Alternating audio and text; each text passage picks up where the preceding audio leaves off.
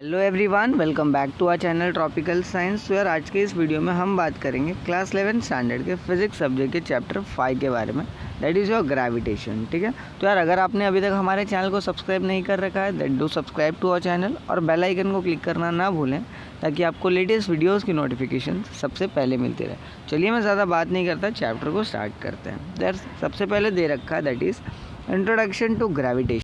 तो यार हम सब ने हमारे डे टू डे लाइफ में बहुत सारे ऑब्जेक्ट्स को ऑब्जर्व कर रखा है, जिनमें से ज़्यादातर ऑब्जेक्ट्स की नेचुरल टेंडेंसी होती है कि ना वो अर्थ के सेंटर की तरफ अट्रैक्ट हो जाते हैं। लाइक सपोज अगर हम बात करें, है ना, एक एप्पल है ना, जो कि ट्री से बेसिकली नीचे डाउनवर्ड डायरेक्शन में फॉल हो रहा है कि नहीं। तो वो डाउनवर्ड डायरेक्शन में क्यों फॉल हो रहा है? जस्ट बिकॉज उसके बीच में क्या लगता है, एक ग्रेविटेशनल फोर्स लगता है। अच्छा, लाइक सपोज अगर हम सेकंड एग्जांपल में देखें, यहाँ पे क्या दे रखा है, rainfall. Now in case of rainfall क्या होता है कि जो भी आपके क्लाउड्स हैं, है ना, क्लाउड्स में से जितने भी रेन ड्रॉप्स हैं, है ना, जब वो फॉल होते हैं तो कौन से डायरेक्शन में फॉल हो रहे हैं? वो डाउनवर्ड डायरेक्शन में फॉल हो रहे हैं। अब ऐसा क्यों हो रहा है? जस्ट बिकॉज उनके बीच में क्या लगता है, ग्रेविटेशनल फोर्स लगता है। अगर आपको एक और एग्जांपल देखना है, like in the case of parachute, है ना, तो वहाँ पर भी क्या होता है, जो भी आपका है ना पर्सन है, जब वो पैराशूट की मदद से जंप करता है तो वंस अगेन वो कौन से डायरेक्शन में फॉलो हो रहा है? डाउनवर्ड डायरेक्शन में फॉलो हो रहा है। अरे बात समझ में है कि? यानी ये तीनों भी केस में अगर हम बात करें तो इसके बीच में क्या हो रहा है, ऑब्जेक्ट्स के बीच में क्या लग रहा है, अल्टीमेटली योर ग्रेविटेशनल फोर्स। तो यार नाउ देखो, ग्रेविटेशनल फोर्स ये ऐसा फोर्स होता है ना जो किसी भी दो ऑब्जेक्ट के बीच में लगता है। ये एक अट्रैक्टिव नेचर का फोर्स होता है कि नहीं। तो इस बात को ध्यान में रखते हुए, है ना, एक साइंटिस्ट है जिनका नाम था जोहानस केपलर, है कि नहीं।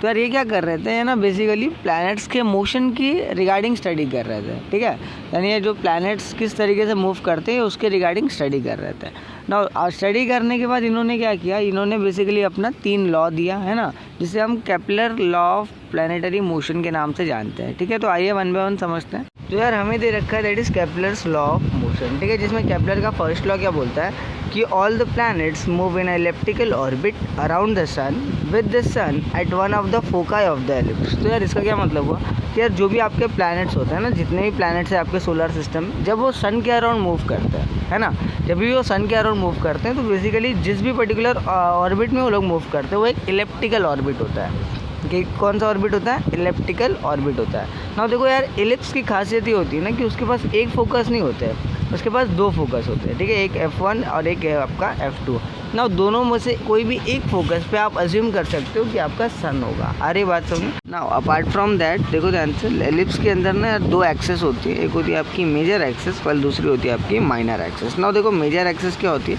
ये ना बेसिकली सबसे मैक्सिमम लेंथ जो होता है एलिप्स के अंदर उसको हम बोलते हैं, उसके अबाउट हम मेजर एक्सेस को कंसिडर करते हैं। वाइल जो भी आपका शॉर्टेस्ट लेंथ होता है यानी शॉर्टेस्ट डिस्टेंस होता है ना, उसको हम क्या कहते हैं? Minor axis. अच्छा, ना देखो ध्यान से, इंटरेस्टिंग चीज़ ये है कि जब भी प्लैनेट आपका सन के अबाउट घूम रहा है ना, तो यार एक केस क्या होता है कि वो उसके बीच का डिस्टेंस क्या हो गया, एकदम एक्सट्रीम पॉइंट पे आ गया, है ना, है कि नहीं। अच्छा, ना प्लैनेट जो है सन से एकदम एक्सट्रीम पॉइंट पे है, तो उस पर्टिकुलर पॉइंट पे क्या होता है कि उसकी जो वेलोसिटी है, जो भी उसकी स्पीड है ना, जिससे वो मूव कर रहा है, वो एकदम मिनिमम हो जाती है, एकदम स्मॉलेस्ट हो जाती है ना। उस पर्टिकुलर फेज को हम बोलते हैं एपीहीलियन। क्या बोलते हैं? एपीहीलियन, है ना। यहाँ पे जो वेलोसिटी होती है एकदम मिनिमम होती है। अच्छा, वाइल जो भी आपका क्या बोलते हैं, जब इसके ऑपोजिटली अगर हम बात करें, ऑन द अदर हैंड अगर हम बात करना चाहें, तो प्लैनेट जो है आपका सन के एकदम पास में है ना, सो उस पर्टिकुलर फेज में क्या होगा, उसकी वेलोसिटी एकदम मैक्सिमम होती है ना, एकदम फास्ट वो बेसिकली मूव करता है। ठीक है, उस फेज को हम क्या बोलते हैं? आपका पेरिहीलियन। ठीक है, this was all about Kepler's first law. आगे बढ़ जाते हैं, है ना। सो केपलर का सेकेंड लॉ क्या बोलता है कि the line that joins the planet and the sun sweeps equal areas in equal interval of time. तो यार इसका क्या मतलब हुआ, लाइक सपोज आपके पास प्लैनेट है और आपका एक सन है ना, आपने उन दोनों को बेसिकली एक लाइन से ज्वाइन कर रखा है। किससे ज्वाइन कर रखा है? लाइन से ज्वाइन कर रखा है ना। देखो जस्ट बिकॉज सन और प्लैनेट एक दूसरे से काफ़ी ज़्यादा दूरी पे है ना, काफ़ी ज़्यादा डिस्टेंस पे है ना, तो यानी जो प्लैनेट है वो स्लोली मूव करेगा। कैसा मूव करेगा? स्लोली। ठीक है। अच्छा, तो मान लो जितना भी एरिया उसने कवर अप किया है ना after certain period of time T, है कि नहीं, उसको आपने किससे डिनोट कर रखा है? एरिया 1 से। किससे डिनोट कर रखा है? एरिया 1 से। अच्छा ना, ऑन द अदर हैंड अगर हम बात करें, मान लो प्लैनेट धीरे धीरे रिवॉल्व करते करते इस पर्टिकुलर पॉइंट पे आ गया, यानी यहाँ पे देखो ध्यान से, द डिस्टेंस उनका सन और प्लैनेट का डिस्टेंस क्या हो गया? डिक्रीज हो गया, है कि नहीं। ना इन दिस केस देखो ध्यान से होगा क्या मान लो वंस अगेन आपका certain period of time T में ही है ना प्लैनेट जो है यहाँ पे देखो फास्ट मूव करता है। कैसा मूव करता है? फास्ट मूव करता है। तो यार यहाँ पे केपलर का लॉ क्या कहता है कि ये दोनों भी एरिया जो प्लैनेट ने कवर अप किया है दोनों भी एरिया क्या होगा? इक्वल होगा। आ रही बात सुनो। नाउ देखो केपलर का थर्ड लॉ क्या बोलता है कि the square of the time period of revolution of a planet around the sun is proportional to the cube of the semi major axis of the ellipse traced by the planet। now देखो इसका क्या मतलब हुआ? Like suppose आपका जो orbit है ना वो इलेप्टिकल ऑर्बिट है ना। तो यार हमें पता है एलिप्स के अंदर दो एक्सेस होती हैं। कितनी एक्सेस होती हैं? 2 एक्सेस होती हैं। एक होती है आपकी मेजर एक्सेस वाल दूसरी होती है आपकी माइनर एक्सेस। now देखो मेजर एक्सेस के ऊपर ना फोकस लाई करता है आपका, है ना। दोनों भी फोकाई जो है आपके वो लाई करते हैं, ठीक है। अच्छा अब देखो ध्यान से, अगर यहाँ पे अपने मेजर एक्सिस को 2a से डिनोट कर रखा है, ये टोटल आपका 2a के इक्वल है। तो कहना है ये वाला पार्ट उसका सेमी मेजर एक्सिस हो जाएगा और उसका वैल्यू किसके इक्वल होगा? a के इक्वल होगा। किसके इक्वल होगा? a के इक्वल होगा। आ रही बात समझ में? अच्छा तो यार केपलर का थर्ड लॉ क्या बोल रहा है कि जो भी आपका प्लैनेट है जब वो बेसिकली रिवॉल्व करता है ना, रिवोल्यूशन कंप्लीट करता है सन के अबाउट, तो जितना भी उसको टाइम लगेगा, है ना, जितना भी उसको टाइम लगेगा आपको उसका स्क्वायर करना है ना। और वो डायरेक्टली प्रोपोर्शनल होगा आपके सेमी मेजर एक्सिस के क्यूब के। सेमी मेजर एक्सिस किसके इक्वल था? a के इक्वल था, है कि नहीं। तो यानी a का क्यूब हो जाएगा। यानी केपलर का थर्ड लॉ सिंपली क्या कहता है कि आपका टी स्क्वायर जो है वो डायरेक्टली प्रोपोर्शनल हो जाएगा a क्यूब, ठीक है। तो आ रही बात समझ। तो यार नेक्स्ट एक टॉपिक आता है that is what we call universal law of gravitation. Now देखो यूनिवर्सल लॉ ऑफ ग्रेविटेशन ये बेसिकली सर आइजैक न्यूटन ने दिया था, है ना। उनका कहना क्या था कि यार आपके यूनिवर्स में जितने भी ऑब्जेक्ट हैं वो एक दूसरे को क्या करते हैं? अट्रैक्ट करते हैं। अट्रैक्ट करते हैं with the help of a force, ठीक है। एक फोर्स की मदद से अट्रैक्ट करते हैं और उन्होंने उसका मैग्नीट्यूड भी बताया था, ठीक है। उसका मैग्नीट्यूड किसके इक्वल होता है? वो डायरेक्टली प्रोपोर्शनल होता है। सबसे पहली बात तो, है ना, उनके मासेस का, इंडिविजुअल मासेस के प्रोडक्ट के, है ना। वाइल आपका इन्वर्सली प्रोपोर्शनल होता है किसके? उनके डिस्टेंस का स्क्वायर के, है ना। जो भी उनके बीच का डिस्टेंस ऑफ सेपरेशन होगा उसके स्क्वायर के प्रोपोर्शनल होता है, ठीक है। तो अगर इन दोनों स्टेटमेंट को हम कंबाइन करेंगे तो हमारा एक रिलेशन बनता है that is what we call F is directly proportional to m1 m2 and divided by r square. आ रही बात समझ में, है ना। यानी inversely proportional to r square. अगर आपको पता है देखो ध्यान से, प्रोपोर्शनलिटी साइन जब हम हटाते हैं, है ना, तो हमारे यहाँ पे देखो एक फॉर्मूला रेडी हो जाता है that is what we call F is equal to Gm1 m2 upon में r स्क्वायर। यहाँ पे देखो G क्या है आपका? कांस्टेंट है ना, यहाँ पे एक कांस्टेंट इंट्रोड्यूस हो जाता है। अच्छा आगे बढ़ जाते हैं। देखो नेक्स्ट एक टर्म है that is universal gravitational constant. जो भी अभी हमने देखा आपके फॉर्मूले में ना, जो जी इंट्रोड्यूस हुआ था उसकी हम बात कर रहे हैं ना। ना इसका वैल्यू कैसे डिटरमाइन करते हैं? इसका वैल्यू हम डिटरमाइन करते हैं with the help of the Cavendish balance. एक साइंटिस्ट थे जिनका नाम था हेनरी कैवेंडिश, है ना। उन्होंने इसका वैल्यू डिटरमाइन किया था। इसका वैल्यू कितना आता है? लगभग 6.67 इंटू 10⁻⁻11 आता है, ठीक है। ये जो भी वैल्यू है आप देख सकते हो, है ना। ये कैसे आता है ये उसको समझ। ना देखो अगर हम सेटअप की बात करें, है ना, तो आपको एक रॉड दे रखा है, एल लेंथ का रॉड दे रखा है। वो बेसिकली एक रिजिड सपोर्ट से कनेक्टेड है ना। ना देखो रॉड के सेंटर के अबाउट अगर हम बात करें तो आपको एक ऊपर दिख रहा होगा एक मिरर लगा है। क्या लगा है? मिरर लगा है, जिसको हमने एम से डिनोट कर रखा है ना। मिरर लगाने का पर्पज़ क्या है कि हम यहाँ से लाइट बल्ब से लाइट रेस को बेसिकली मिरर पे स्ट्राइक करते हैं, है ना। किस पे स्ट्राइक करते हैं? मिरर पे स्ट्राइक करते हैं। स्ट्राइक करने की वजह से होगा क्या? मिरर से लाइट रेस रिफ्लेक्ट हो जाएंगी और यहाँ पे एक स्क्रीन लगा रखा है जिसपे basically light rays, reflected light rays collect होती जाएंगी। सारी बात समझ। अच्छा अब देखो ध्यान से, अगर हम ऑब्जर्व करें रॉड को, तो रॉड के एक्सट्रीम एंड्स पे अगर हम देखें तो 2 स्मॉल स्पीयर लगा रखे हैं ना, जो कि लेड के होते हैं ना, जिसका जो आपको यहाँ पे S1 S2 से डिनोट कर रहे हैं। अच्छा ना देखो ऑपोजिट एंड से हम क्या करते हैं, 2 लार्ज स्पीयर लेके आते हैं ना, मतलब 2 लार्ज स्पीयर लेके आते हैं, लेड के होते हैं, है ना। वो बेसिकली ऑपोजिट एंड से लेके आते हैं। अब लाने की वजह से होगा क्या कि जो आपके रॉड के एक्सट्रीम एंड्स वाले स्पीयर है और जो बड़े वाले स्पीयर है उनके बीच में एक ग्रेविटेशनल फोर्स लगता है। क्या लगता है कम ऑन, क्या लगता है? ग्रेविटेशनल फोर्स लगता है, जिसका वैल्यू किसके इक्वल होता है? F is equal to GM capital M upon में R स्क्वायर, है ना। ये हमने देखा है ना, 2 स्पीयर के बीच में आपका ग्रेविटेशनल फोर्स लगता है। अच्छा अब देखो ध्यान से, जस्ट बिकॉज ये दोनों स्पीयर जो है ऑपोजिट एंड पे है, यानी इनके बीच में जो ग्रेविटेशनल फोर्स लग रहा होगा वो भी ऑपोजिट एंड पे लग रहा होगा। कहने से यहाँ पर एक एंगुलर टॉर्क जनरेट हो जाएगा। ऑफकोर्स यहाँ पे एक टॉर्क जनरेट होता है ना। टॉर्क हमें पता है किसके इक्वल होता है? F इंटू एल के, यानी फोर्स मल्टीप्लाई बाय लेंथ के इक्वल होता है। आ रही बात समझ। ना देखो इसकी वजह से होगा क्या कि ये जो पूरा सेटअप है ना, ये पूरा सेटअप ट्विस्ट होने लगेगा। क्या क्या होने लगेगा? ट्विस्ट होने लगेगा, है ना। जैसे हम दो वायर्स को ट्विस्ट करते हैं तो उसी तरीके से ट्विस्ट होने लगेगा। अरे बात समझो ना। देखो यहाँ पे ट्विस्ट होने की वजह से क्या होगा, यहाँ पे जो टॉर्क का एक और फॉर्मूला हमें पता है ना, वो किसके इक्वल होता है? के इंटू थीटा के। यहाँ के क्या है आपका?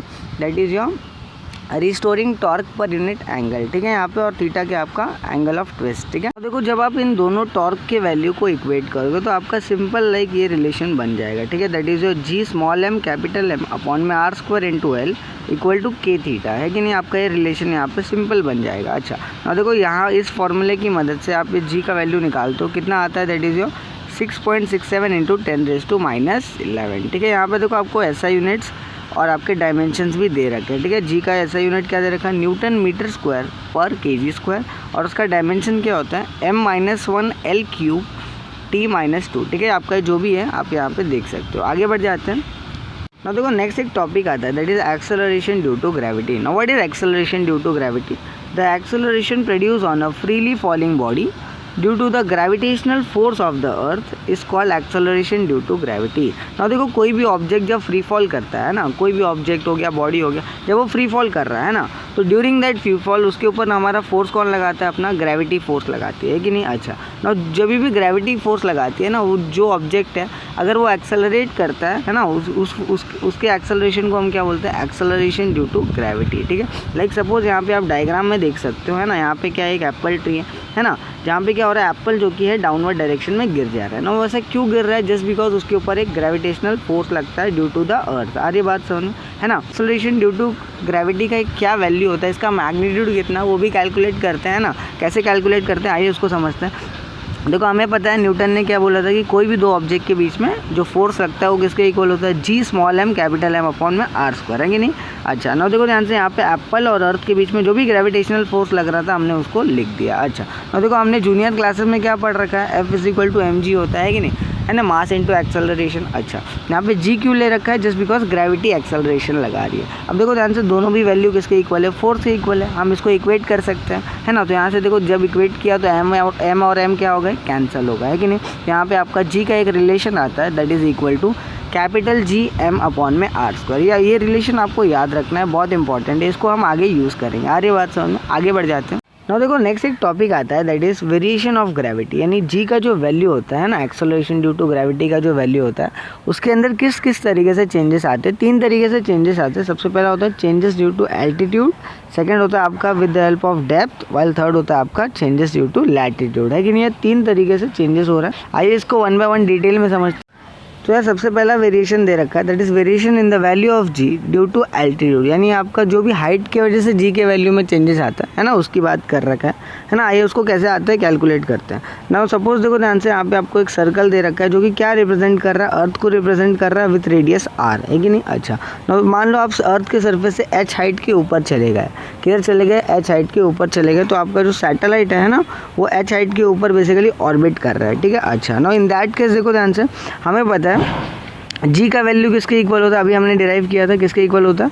जी एम अपॉन में आर स्क्वायर। ये है कि नहीं, ये हमारे अर्थ के सरफेस पे निकालते हैं। कहाँ पे निकालते हैं? ये अर्थ के सरफेस पे निकालते हैं। अगर आप एच हाइट पे जाओगे तो रेडियस किसके इक्वल हो जाएगा? आपका आर प्लस एच के इक्वल हो जाएगा। इसलिए आपको जी का वैल्यू अगर एच हाइट पे निकाल रहे हो तो किसके इक्वल आ जाएगा? That is G M upon R plus H का द होल स्क्वायर के। अच्छा अगर देखो दोनों का आप यहाँ पे फर्दर रेशियो ले लोगे, है ना, रेशियो लेने के बाद सिमिलर टर्म्स को आप कैंसिल कर दोगे, जी एम कैंसिल हो जाएगा।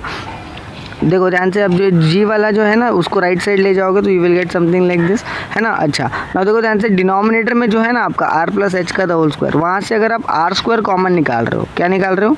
आर स्क्वायर कॉमन निकाल रहे हो, तो कुछ इस तरीके से रीअरेंज होता है ना। आर स्क्वायर कैंसिल हो जाएगा, फाइनल ये आपका रिलेशन बन जाता है ना, जिसका वैल्यू किसके इक्वल होता है? G H is equal to G bracket में 1 प्लस एच अपॉन आर का द होल रेज टू -2, है कि नहीं। जो भी आपका बन रहा है आप देख सकते हो।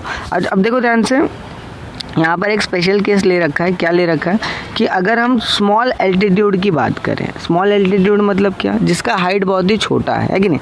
लाइक आपका जो एप्पल ट्री होता है ना वो अर्थ के एकदम सरफेस के नियरली रहता है कि नहीं। सो वैसे एल्टीट्यूड्स की अगर हम बात करें तो इन दैट केस हम क्या कर सकते हैं, कि आपका ये जो टर्म है ना यहाँ पे h/r है ना, ये 1 से बहुत ही छोटा होता है क्योंकि रेशियो है कि नहीं। सो उस केस में हम यहाँ पे बाइनोमियल एक्सपांशन लगाते हैं ना, बाइनोमियल थ्योरम लगाते हैं। तो बाइनोमियल थ्योरम की मदद से क्या होता है कि ये जो आपका जो ऊपर वाला टर्म है ना वो बेसिकली आगे की तरफ आ जाता है। ठीक है, यहाँ पे आप देख सकते हो ये जो स्क्वायर वाला पावर वाला टर्म था है ना, वो बेस सिंपली यहाँ पे आगे आ जाता है, h के आगे आ जाता है। ठीक है, आप यहाँ पे देख सकते हो, लेकिन ये आप तभी लगा सकते हो फॉर स्मॉल एल्टीट्यूड।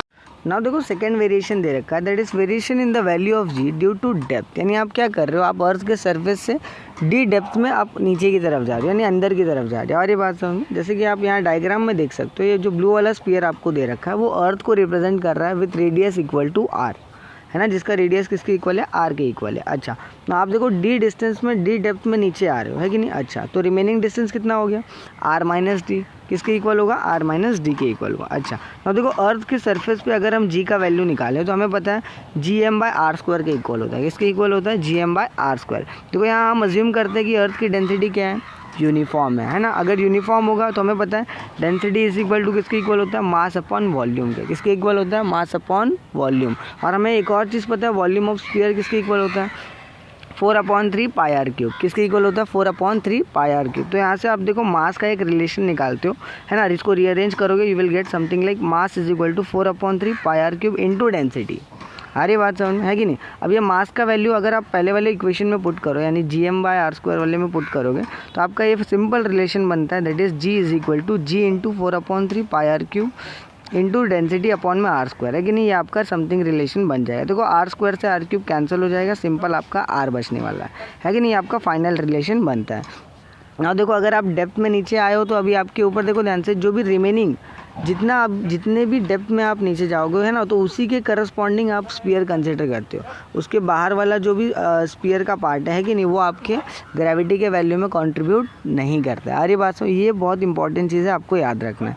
तो हमने क्या किया, इनर स्फीयर जो था उसका मास को m' कंसिडर कर लिया। क्या कंसिडर कर लिया, m' कंसिडर कर लिया। और डिस्टेंस आपने क्या लिया है, that is your r minus D का द होल स्क्वायर। तो आपका सिंपल डेप्थ में ग्रेविटी का वैल्यू किसके इक्वल आ रहा है, that is your g into m' upon में r माइनस डी का द होल स्क्वायर। ठीक है, आप ये देख सकते हो।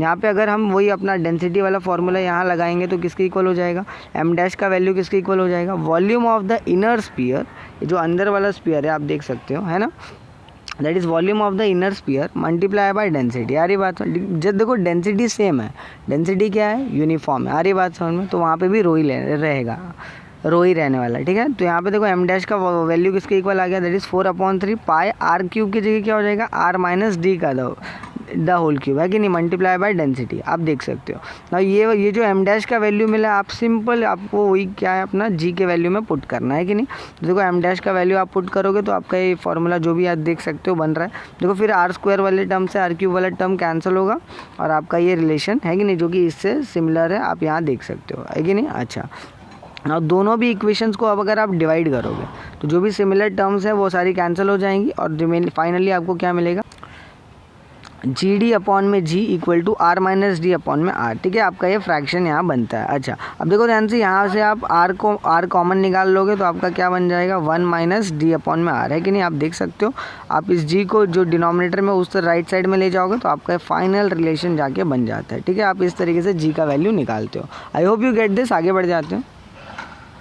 देखो नेक्स्ट एक वेरिएशन दे रखा है, that is variation in the value of g due to the latitude, है ना। यार लैटिट्यूड मतलब क्या, कि यानी जो आपका ऑब्जेक्ट है ना वो अर्थ के सेंटर से जो भी एंगल बनाता है उसको हम लैटिट्यूड बोलते हैं। नाउ लिसन केयरफुली, है ना, जैसे कि आपको यहाँ डायग्राम में दे रखा है ना, कि देखो ध्यान से, आपको पता है अर्थ का जो शेप होता है ना, वो स्पेरिकल नहीं होता, वो एक इलिप्सॉइड शेप का होता है। कौन से शेप का होता है, इलिप्सॉइड शेप का होता है ना। देखो इंटरेस्टिंग चीज़ क्या है कि हमें पता है हमारा जो अर्थ होता है वो अपने एक्सेस के अबाउट क्या करता है, रोटेट करता है कि नहीं। कहाँ से कहाँ, फ्रॉम वेस्ट टू ईस्ट क्या करता है, रोटेट करता है। तो यार इससे क्या होगा कि जितने भी पॉइंट्स हैं ना अर्थ के ऊपर, वो सारे बेसिकली क्या करते हैं, वो सारे रोटेट करते हैं फ्रॉम वेस्ट टू ईस्ट, है ना, जो कि पैरेलल होता है इक्वेटर के, है ना। सभी सारे पॉइंट्स क्या करते हैं, इक्वेटर से पैरेलल डायरेक्शन में क्या करते हैं, रोटेट करते हैं। ना मान लेते हैं आपका एक ऑब्जेक्ट है जो कि पॉइंट पी से यहाँ डिनोट कर रखा है ना, वो क्या कर रहा है, सर्कल में मूव कर रहा है। क्या कर रहा है, सर्कल में मूव कर रहा है कि नहीं। तो जो भी सर्कल में वो मूव कर रहा है उसका रेडियस किसके इक्वल है, मान लो आर के इक्वल है ना, स्मॉल लेटर आर के इक्वल है। तो अगर हम with the help of this diagram, अगर डायग्राम को ऑब्जर्व करें तो यहाँ पे एंगल ई ओ पी किसके इक्वल दिया है, आपको थीटा के इक्वल दिया है कि नहीं, किसके इक्वल है, थीटा के इक्वल है। तो बाय ज्योमेट्री अगर हम बात करें तो आपका angle O P P O dash किसके इक्वल हो जाएगा, वो भी थीटा का इक्वल होगा। देखो यहाँ पे एक जेड शेप एंगल बन रहा है, अल्टरनेट एंगल बन रहा है कि नहीं। अच्छा, अब देखो ध्यान से, इस ट्रायंगल के अंदर, कौन से ट्रायंगल के अंदर, triangle O P O dash, triangle O P O dash, इसमें हम कॉस थीटा का वैल्यू क्या निकाल सकते हैं, हमें पता है कॉस थीटा होता है एडजेसेंट साइड अपॉन में हाइपोटेनियस। तो आप सिंपली यहाँ पे वैल्यू क्या आता है आपका, स्मॉल आर अपॉन में कैपिटल आर, ठीक है। कैपिटल आर पी ओ का वैल्यू कैसे है, देखो जस्ट बिकॉज ये रेडियस ऑफ स्फीयर है कि नहीं। अच्छा, अब देखो ध्यान से, स्मॉल आर का वैल्यू यहाँ पे आपको रिलेशन मिलेगा, small R is equal to capital R cos theta. ना देखो यार, हमें क्या पता है कि हमारा जो ऑब्जेक्ट है ना वो सर्कल में मूव कर रहा है। सर्कल में मूव कर रहा है, इसका मतलब उसके ऊपर एक सेंट्रीपिटल एक्सेलरेशन लगता है जो कि कहाँ से डायरेक्टेड होता है, पी ओ डैश से डायरेक्टेड होता है ना, जिसका वैल्यू किसके इक्वल है, that is A is equal to R omega square. किसके इक्वल है, A is equal to R omega square, है ना। हमें पता है ये जो यहाँ पे देखो, अगर आप यहाँ पे स्मॉल आर का वैल्यू सब्स्टिट्यूट करोगे, है ना, तो आपको सिंपल एक एक्सेलरेशन का वैल्यू मिलेगा, that is A is equal to R omega square cos theta, है कि नहीं। अब देखो ये जो वैल्यू आपको मिला है एक्सेलरेशन का, आप अगर इसका कॉम्पोनेंट लोगे, क्या ले रहे हो, कॉम्पोनेंट ले रहे हो, कहाँ पे ले रहे हो, अलॉन्ग पी ओ के अराउंड ले रहे हो ना, यहाँ उसके कंपोनेंट को आपने ए आर से डिनोट कर रखा है। किससे डिनोट कर रखा है, ए आर से डिनोट कर रहा है। उसका वैल्यू किसके इक्वल होता है, A R is equals to A cos theta, है ना। हमें पता है जहाँ पे थीटा होता है वहाँ पे किसके इक्वल आता है, वो कॉस थीटा के इक्वल आता है, क्योंकि देखो हमने रेजोल्यूशन ऑफ वेक्टर्स में किया था। अब यहाँ पे अगर आप ऊपर वाला ए का वैल्यू यहाँ पे सब्स्टिट्यूट करोगे ए की जगह पे, you will get something like A R is equals to R omega square cos theta into cos theta, क्योंकि कॉस स्क्वायर थीटा आगे जाके बन जाता है ना। तो ये आपका सिंपली फाइनल एक्सेलरेशन का वैल्यू आता है। आगे जा करके अगर आप इफेक्टिव ग्रेविटेशनल फोर्स निकालते हो ना, वो किसके इक्वल होता है आपका, एम जी डैश, है ना, M G dash is equals to M G minus M R omega square cos square theta, है ना। जो भी आपका यहाँ पे आपका बन रहा है ना, नेट फोर्स बन रहा है, वो आप देख सकते हो। यहाँ पे देखो तीन फोर्सेस लग रही है ना। सबसे पहला आपका ग्रेविटेशनल फोर्स जो कि इक्वल है उसके वेट में से आप माइनस कर रहे हो सेंट्रीफ्यूगल फोर्स, है कि नहीं, आप देख सकते हो, है ना। तो अगर आप यहाँ से एम और एम कैंसिल कर दो तीनों जगह, तो आपका ये फाइनल रिलेशन बनता है, that is G dash is equal to G minus R omega square cos square theta, है ना। जो भी आपका रिलेशन बना है आप देख सकते हो, है ना। ये लैटिट्यूड में चेंजेस होने की वजह से आपका ये वेरिएशन आ रहा है। अरे बात समझ में, इसमें देखो दो स्पेशल केस दे रखे हैं। सबसे पहली बात, आप इक्वेटर पे निकाल रहे हो, कहाँ निकाल रहे हो, एट इक्वेटर। तो आपको पता है इक्वेटर पे आपका एंगल कितना हो जाएगा, ये जो एंगल बन रहा है थीटा, है ना, वो जीरो हो जाएगा, है कि नहीं, ये सुनो। अच्छा, यानी कॉस थीटा हमें पता है ना, कॉस जीरो किसके इक्वल होता है, 1 के इक्वल होता है। यानी आपका जो फॉर्मूला है वो किसके इक्वल हो जाएगा, G dash is equals to G minus R omega square. अरे बात समझ में, I hope you get this. Second case में क्या दे रखा है, अगर आप पोल पे चले गए, कहाँ चले गए, आप मान लो ये जो एंगल है ना आपका, ये एंगल आप पोल पे चले गए, तो थीटा मैक्सिमम कितना हो जाएगा आपका, 90 डिग्री हो जाएगा। हमें पता है कॉस 90 क्या होता है, जीरो होता है ना। तो यानी कॉस थीटा का वैल्यू जीरो हो गया, यानी आपका ये जो जी डैश है वो किसके इक्वल हो जाएगा, दैट इज योर जी के इक्वल हो रहा है। अरे बात समझ में, ठीक है। तो इस तरीके से आपको ये याद रखना है। आगे बढ़ जाते हैं। ना देखो नेक्स्ट एक टॉपिक आ जाता है, that is gravitational potential energy. ना ये क्या होता है, ये इसको समझते हैं। It is the amount of work done by external agent to bring a mass m from infinity to a distance r slowly in the influence of gravitational field। यार इसका क्या मतलब हुआ, सपोज यहाँ पे आपको अर्थ दे रखा है ना, आपने अर्थ को रेफरेंस पॉइंट मान रखा है। अब अर्थ के रिस्पेक्ट में सपोज आपको एक ऑब्जेक्ट दे रखा है जिसका मास m दे रखा है ना। होगा क्या कि मान लो ये जो ऑब्जेक्ट है आपको इसको इनफाइनाइट डिस्टेंस से, कहाँ से, इनफाइनाइट डिस्टेंस से आपको बेसिकली r डिस्टेंस तक लाने के लिए जो भी वर्क डन करना पड़ता है ना, उसको हम क्या कहते हैं, ग्रेविटेशनल पोटेंशियल एनर्जी। देखो इसका एक फॉर्मूला होता है, वो किसके इक्वल होता है, U is equal to negative of G capital M small m upon में R। अरे बात समझ में। ना ये फॉर्मूला कैसे आता है, आइए इसको समझते हैं ना, इसका डेरिवेशन देखते हैं। ना देखो नेक्स्ट एक टॉपिक दिया, expression for gravitational potential energy, है ना। तो यार बेसिकली कैसे कैलकुलेट करते हैं, आइए इसको समझते हैं। यार हमें पता है जो भी हमारा चेंज इन पोटेंशियल एनर्जी होता है वो इक्वल होता है negative of the work done के, ठीक है। अच्छा, ना देखो वर्क का फॉर्मूला हमें पता है, that is force into displacement, है ना। मैंने यहाँ पे सिंपली सब्स्टिट्यूट कर दिया।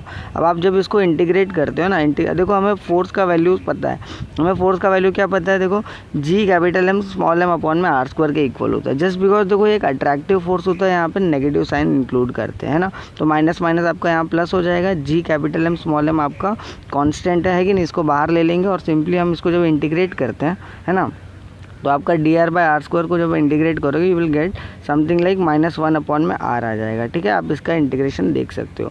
देखो ध्यान से, यहाँ पे आप लिमिट्स भी पुट कर सकते हो, दैट इज r फाइनल से लेके r इनिशियल तक। ठीक है, जब लिमिट सब्स्टिट्यूट करोगे you will get something like 1/r i -1/rf। ठीक है, आप ये देख सकते हो। और देखो आ रहा है, आपने इनिशियल पोजीशन क्या लिया है, इन्फिनिटी लिया है ना, इन्फिनिटी से लेके आ रहे हो ना आर तक, और कहाँ तक लेके आ रहे हो, आर तक लेके आ रहे हो। ठीक है, तो ये आपका 1/∞ 0 हो जाता है और आपका सिंपल फार्मूला रेडी हो जाता है, दैट इज u = (G∑m/m/r)। आ रही बात समझ में? I hope you get this. आगे बढ़ जाते हैं। सो यार देखो ध्यान से, बचपन में हमने पोटेंशियल एनर्जी सीखा था, उसका वैल्यू हमें बताया गया था कि किसके इक्वल होता है, mgh के इक्वल होता है। अब वो आता कैसे, आइए इसको समझते हैं। देखो ध्यान से, मान लो अगर हम अर्थ की बात करें ना, तो अर्थ के सरफेस में अगर हम पोटेंशियल एनर्जी देखें, अज्यूम करें, तो किसके इक्वल होता है, दैट इज योर (G∑m/m/r)। ठीक है, ये आपने अर्थ के सरफेस पे निकाला है ना। देखो अगर आप अर्थ के सरफेस से कुछ हाइट पे जाओगे तो आपका पोटेंशियल एनर्जी क्या हो जाएगा, दैट इज नेगेटिव में (Gm/m/r+h) है ना, जो भी है आपका, ये देख सकते हो। तो दोनों को सबट्रैक्ट करोगे तो आपका चेंज इन पोटेंशियल एनर्जी आ जाएगा, that is change in potential energy is equal to U2 - U1। ठीक है, अब देखो यहाँ पे आपने वैल्यू सब्स्टिट्यूट कर दिया तो आपका ये Gm और M आपका कॉमन में आ जाएगा, है कि नहीं। और ये जो रिमेनिंग टर्म्स आपका यहाँ बन रहा है आप देख सकते हो। तो यहाँ देखो अपन क्रॉस मल्टीप्लाई वगैरह करते हैं ना, आपको पता है LCM वगैरह ले करके, तो आप इसको सिंप्लीफाई करोगे you will get something like change in potential energy equal to क्या, तो आपका चेंज इन पोटेंशियल एनर्जी किसके इक्वल आ जाएगा, G∑M ब्रैकेट में h/r है ना, फिर ब्रैकेट में आपका r+h, ये जो भी आपका बन रहा है आप देख सकते हो, है कि नहीं। जी नाउ सिंस देखो यहाँ पे हमें Gm का वैल्यू दे रखा है जो कि किसके इक्वल है, Gr² के इक्वल है कि नहीं, किसके इक्वल है, Gr² के इक्वल है। अगर आप इस फॉर्मूले में सब्स्टिट्यूट करोगे तो आपका चेंज इन पोटेंशियल एनर्जी किसके इक्वल आ जाएगा, mgh ब्रैकेट में r/r+h है ना, ये आपका जो भी बन रहा है आप देख सकते हो। देखो ध्यान से, यहाँ से क्योंकि r से एक r² कैंसिल हो जाता है कि नहीं, आप देख सकते हो। अब देखो यहाँ पे एक स्पेशल केस ले रखा है, क्या स्पेशल केस है ना, देखो यहाँ पे एक स्पेशल केस दे रखा है, क्या दे रखा है कि अगर आपका जो हाइट है ना, हाइट है, अगर वो रेडियस ऑफ अर्थ से बहुत ही छोटा है ना, मच लेस है, तो हम r+h को ना बेसिकली r के इक्वल ही कंसिडर कर लेते हैं। अरे बात समझ में। सो यहाँ पे मतलब जो आपका r+h है वो r के इक्वल हो जाएगा और सिंपली r कैंसिल हो जाते हैं। ठीक है, और फाइनल तब जाके तो फाइनली आपका ये जो फॉर्मूला है पोटेंशियल एनर्जी का वो रेडी हो जाता है, दैट इज mgh। अरे बात समझ, जिसे हमने जूनियर क्लासेस में पढ़ा था। आगे बढ़ जाते हैं, तो एक नेक्स्ट टर्म आता है that is concept of potential. ना देखो इससे पहले हमने बात किया था देखो ग्रेविटेशनल पोटेंशियल एनर्जी के बारे में, फिर हमने बात किया था पोटेंशियल एनर्जी के बारे में, दोनों भी एनर्जी से रिलेटेड है, लेकिन आपका जो पोटेंशियल है ये डिफरेंट है ना। इसमें क्या डिफरेंस आता है, आइए उसको समझते हैं। यहाँ स्टेटमेंट दे रखा है, क्या बोलता है कि the gravitational potential of the earth is defined as the gravitational potential energy per unit mass. यानी आपका जो ग्रेविटेशनल पोटेंशियल एनर्जी था, यू जो था, यू का वैल्यू, उसको आपको मास से डिवाइड करना है ना, यूनिट मास से डिवाइड करना है, तो आपका जो भी वैल्यू आएगा दैट इज योर पोटेंशियल। अरे बात समझ में, ग्रेविटेशनल पोटेंशियल ना। देखो ध्यान से, हमें पता है कैसे है ना यार, हमें पता है यू इक्वल टू किसके इक्वल होता है आपका, नेगेटिव ऑफ G∑m/m/r के इक्वल होता है ना। देखो इसमें ये जो आपका ये वाला पार्ट है ना, G∑m/r जो है ना, नेगेटिव G∑m/r, इसको हमने मान लो v सपोज कर दिया एक टाइम के लिए, है ना, हमने उसको v सपोज कर दिया। ठीक है, तो यहाँ पे क्या हो जाएगा, फॉर्मूला क्या बन जाएगा, u = v × m बन जाएगा। ये सुनो, अगर आप यहाँ से इसको रीअरेंज करोगे you will gate simply get v = u/m। ठीक है, u को आप फर्दर w भी लिख सकते हो, वर्ग लिख सकते हो, है कि नहीं। अच्छा, तो इस तरीके से आपका फॉर्मूला बहुत ही सिंपल है, आता है ना। यहाँ पे u क्या आपका ग्रेविटेशनल पोटेंशियल एनर्जी, v क्या आपका ग्रेविटेशनल पोटेंशियल, वाइल m क्या आपका मास ऑफ द ऑब्जेक्ट। ठीक है, आगे बढ़ जाते हैं। नेक्स्ट एक टर्म आता है that is escape velocity. Now this is very important, ध्यान दो, इसको हम v सबस्क्रिप्ट में e लिखते हैं। यार ये बात समझ में ना, ये होता क्या है, it is defined as the minimum velocity with which the body should be thrown vertically upward from the surface of the earth so that it escapes the earth's gravitational field is called escape velocity। now देखो यार इसका क्या मतलब हुआ, यार आपके पास कोई भी पर्टिकुलर बॉडी है ना, कोई भी एक पर्टिकुलर ऑब्जेक्ट है ना, जो कि अर्थ के सरफेस पे है, आपको क्या करना है, उसको बेसिकली थ्रो करना है, अपवर्ड डायरेक्शन में थ्रो करना है, तो आप कुछ वेलोसिटी से थ्रो कर रहे हो, है कि नहीं। अब आपको इतनी वेलोसिटी, मिनिमम इतनी वेलोसिटी उसको प्रोवाइड करनी पड़ेगी ताकि वो क्या कर जाए, आपके अर्थ के ग्रेविटेशनल फोर्स को, है ना, जो कि उसके ऊपर लग रहा है, वो क्या कर जाए, एस्केप कर जाए। यार ये बात समझ में, उस वेलोसिटी को हम क्या बोलेंगे, एस्केप वेलोसिटी। ना देखो ये कैसे इसका वैल्यू कैसे आता है, आइए इसको समझते हैं ना। लाइक सपोज अगर आप बात करोगे अर्थ के सरफेस पे हमें पता है काइनेटिक एनर्जी कितनी होती है, हाफ mv² है कि नहीं। यहाँ पे किसके इक्वल होती है, हाफ mv² के। देखो यहाँ पे v हमने किसके इक्वल ले रखा है, हमने एस्केप वेलोसिटी के इक्वल ले रखा है, क्योंकि हम देखो एस्केप वेलोसिटी उसको प्रोवाइड कर रहे हैं। अरे बात समझ में है कि नहीं। अच्छा ना देखो आंसर हमें पता है पोटेंशियल एनर्जी अर्थ के सरफेस पे किसके इक्वल होता है, that is negative of g capital M small m upon में r के इक्वल होता है ना। आप ये देख सकते हो ना। हमें पता है टोटल एनर्जी किसके इक्वल होता है, kinetic energy plus potential energy. Just simply मैंने यहाँ वैल्यू सब्स्टिट्यूट कर दिया है कि नहीं, आपका ये रिलेशन बन जाएगा ना। देखो इनफाइनाइट डिस्टेंस में है ना, एस्केप वेलोसिटी का मतलब क्या, आपने जो उसको वेलोसिटी प्रोवाइड किया है ना, वो वापस से आपके अर्थ के सरफेस पे नहीं आएगा, यानी उसके ऊपर जो अर्थ का ग्रेविटेशनल फील्ड लग रहा है वो ज़ीरो हो जाएगा, है कि नहीं। आरी बात समझ में। तो इनफाइनाइट डिस्टेंस पे आपका जो पार्टिकल है ना, वो बेसिकली मूव नहीं करेगा, उसके पास वेलोसिटी तो होगी नहीं, है कि नहीं। तो यानी उसकी काइनेटिक एनर्जी क्या हो गई, ज़ीरो हो गई।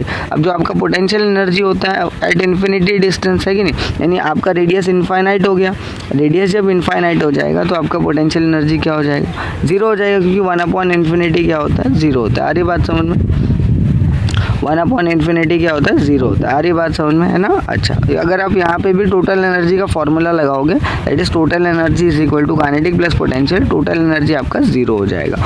और देखो हमें क्या पता है कि हमारा जो एनर्जी होता है यूनिवर्स के अंदर क्या होता है, कंजर्व रहता है कि नहीं। टोटल एनर्जी क्या रहता है, कांस्टेंट रहता है। यानी अगर हम इन दोनों टोटल एनर्जी के वैल्यूज़ को अगर हम यहाँ पे सब्स्टिट्यूट करेंगे, यानी दोनों भी वैल्यू क्या होंगे, इक्वल होंगे। क्या होंगे इक्वल होंगे, यानी कंजर्व हो गया। आ रही बात समझ में। तो यहाँ पे आप अगर सिंपली सब्स्टिट्यूट करोगे, अगर इस नेगेटिव वाली टर्म को उस तरफ ले जाओगे तो आपका ये यहाँ पे रिलेशन बनता है, m कैंसिल कर दो, v का वैल्यू अंडर रूट में आ जाता है, that is equal to under root में 2g कैपिटल M अपॉन में r। आ रही बात समझ में। ये जो भी आपका फॉर्मूला बना है आपको इसको याद रखना है, ये एस्केप वेलोसिटी का फॉर्मूला है। आगे बढ़ जाते हैं। ऑल राइट, आगे एक टॉपिक आता है, that is earth satellite. Now what is earth satellite, the object which revolves around the earth are called earth satellite. यार ऐसा ऑब्जेक्ट जो कि अर्थ के अराउंड ही रिवॉल्व कर रहा है कि नहीं, तो अर्थ के अराउंड रिवॉल्व कर रहा है मतलब वो क्या हो गया, अर्थ का सैटेलाइट हो गया। नाउ देखो अर्थ के बहुत सैटेलाइट होते हैं, लाइक आपका वेदर सैटेलाइट हो गया। और वेदर सैटेलाइट क्या करता है, ये बेसिकली स्टडी करता है, प्रेडिक्ट करता है वेदर को, है कि नहीं। अच्छा नाउ नेक्स्ट होता है आपका communication satellite. Now communication satellite क्या होता है, लाइक देखो यहाँ से पहले के ज़माने में हमारे पास इंटरनेट, फ़ोन, मोबाइल फ़ोन ये सब नहीं हुआ करते थे, है कि नहीं, जिसकी वजह से कम्युनिकेशन क्या होता था, बहुत ही डिफ़िकल्ट हो जाता था। लेकिन आजकल के ज़माने में हमारे पास ये सब चीज़ अवेलेबल है कि नहीं।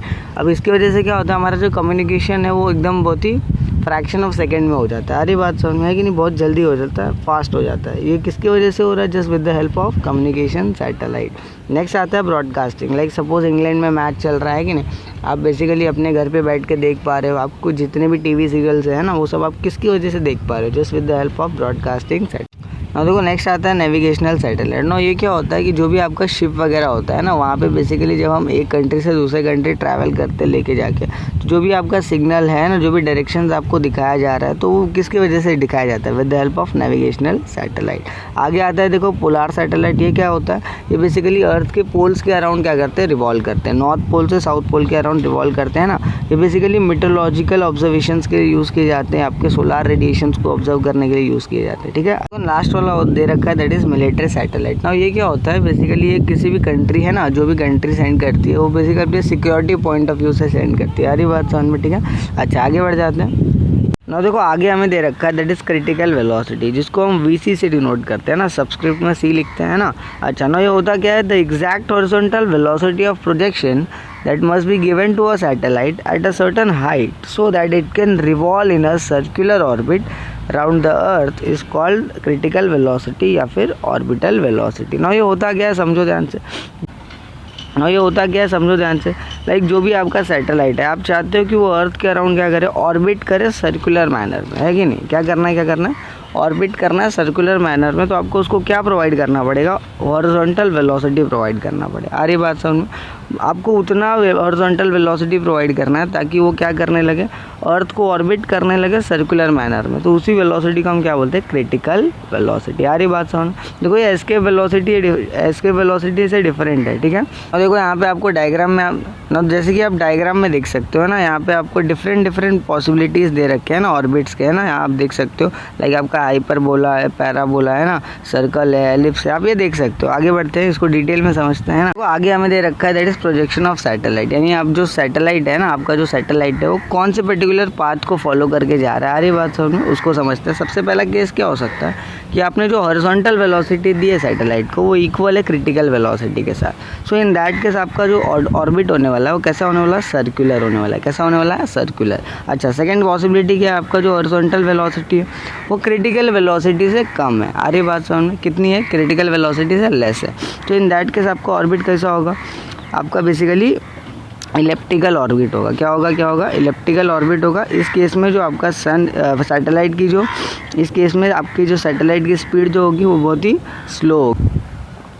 और देखो ध्यान से, थर्ड केस की अगर हम बात करें, आपकी जो वेलोसिटी है, हॉरिजॉन्टल वेलोसिटी है ना, वो क्रिटिकल वेलोसिटी से बड़ी है ना, ज़्यादा है, लेकिन एस्केप वेलोसिटी से कम है। So in that case once again आपका जो सैटेलाइट का ऑर्बिट होगा कैसा होगा, इलेप्टिकल ऑर्बिट होगा। लेकिन इस केस में देखो सैटेलाइट की जो स्पीड होगी ना वो क्या होगी, ज़्यादा होगी, फास्ट होगी। आ रही बात समझ में। उस केस में क्या दे रखा है, अगर मान लो आपका जो हॉरिजॉन्टल वेलोसिटी है ना वो एस्केप वेलोसिटी से ज़्यादा है ना, देखो ध्यान से, ये बहुत ही इंटरेस्टिंग चीज़ है ना, आपका एस्केप वेलोसिटी से ज़्यादा है, ठीक है। तो उस केस में आपका सैटेलाइट कौन सा पाथ फॉलो करेगा, आपका हाइपरबोलिक पाथ फॉलो करेगा, ठीक है। आप यहाँ देखो डायग्राम में देख सकते हो, यहाँ पे आपको सबके लिए दे रखा है ना, आप देख सकते हो यहाँ पे इस तरीके से वो कुछ जाने वाला है। आगे बढ़ जाते हैं। नेक्स्ट पॉसिबिलिटी क्या, आपका हॉरिजॉन्टल वेलोसिटी इक्वल हो गया एस्केप वेलोसिटी के साथ। तो इन दैट केस आपका ऑर्बिट क्या होगा, पैराबोलिक होगा। क्या होगा, पैराबोलिक होगा। ना देखो ध्यान से, आगे दे रखा है that is expression for critical velocity. ना देखो ध्यान से, जो भी सैटेलाइट को हम क्या कर रहे हैं, क्रिटिकल वेलोसिटी प्रोवाइड कर रहे हैं ना, उसका मैग्नीट्यूड किसके इक्वल होता है, आइए उसको समझते हैं ना। तो यार देखो डेरिवेशन बहुत ही सिंपल है, जैसे कि यहाँ पे आप डायग्राम में देख सकते हो,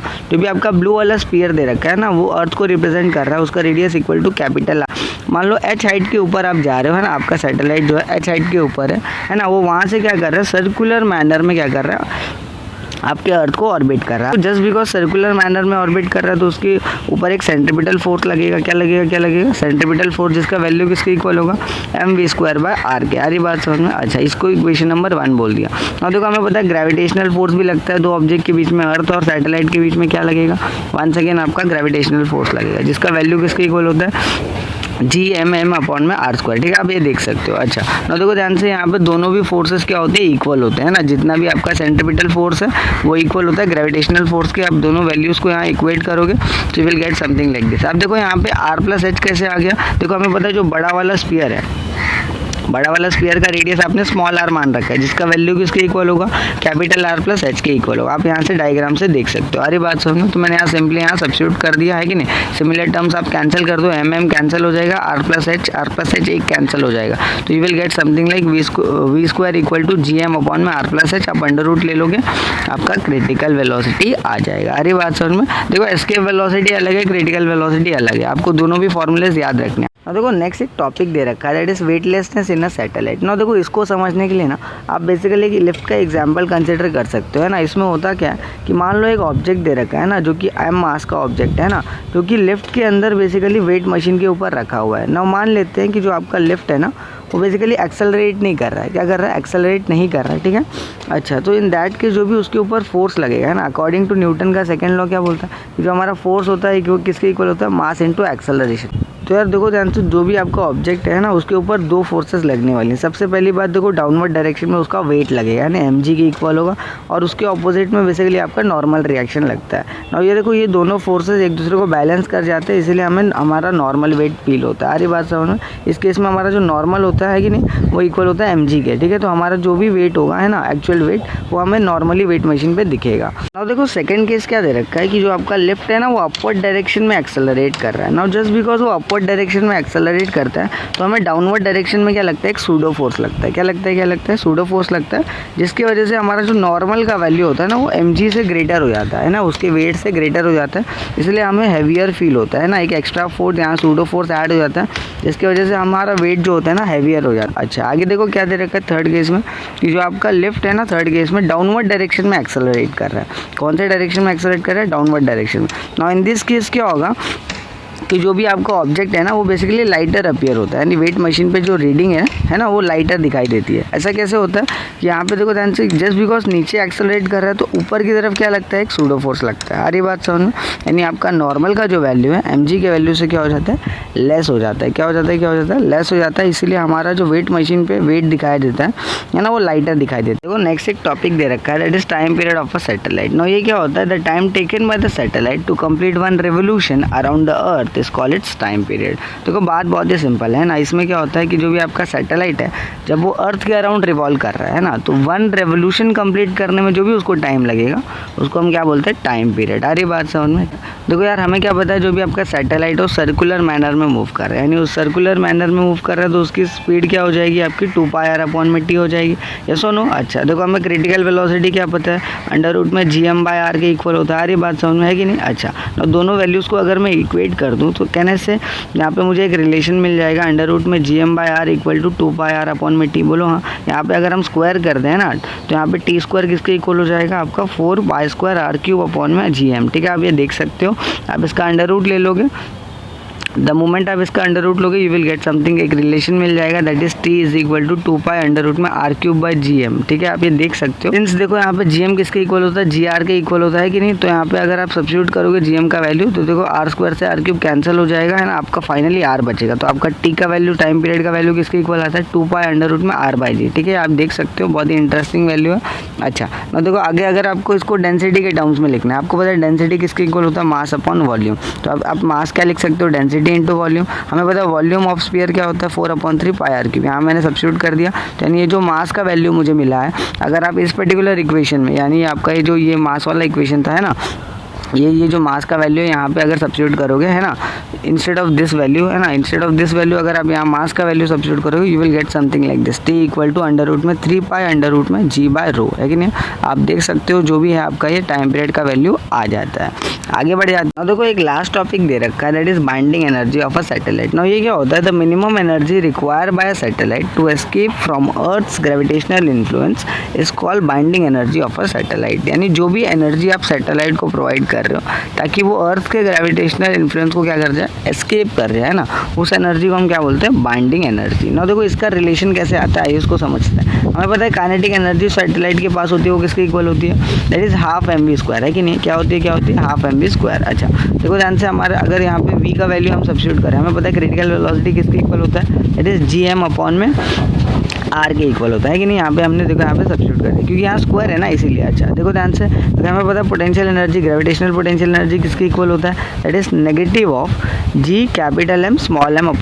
आ रही बात समझ में? ये दोनों आपका काइनेटिक और एक पोटेंशियल रेडी हो गया ना। हमें क्या पता है टोटल एनर्जी किसके इक्वल होता है, काइनेटिक प्लस पोटेंशियल है कि नहीं। आप यहाँ देख सकते हो, तो यहाँ पे मैंने जब वैल्यू सब्स्टिट्यूट किया तो मुझे क्या मिल गया, total energy is equal to ½ gm/r minus ½ gm/r है कि नहीं। आप ये देख सकते हो, जब आप इसको सिंप्लीफाई करोगे तो you will get something like total energy is equal to negative में ½ gm/r है कि नहीं। आप ये देख सकते हो ठीक है। ये जो भी आपका बना है देखो ये नेगेटिव में आ रहा है, किस में आ रहा है, नेगेटिव में आ रहा है। यानी मिनिमम बाइंडिंग एनर्जी आपको कितनी प्रोवाइड करनी पड़ेगी, पॉजिटिव में प्रोवाइड करनी पड़ेगी। अरे बात समझ में?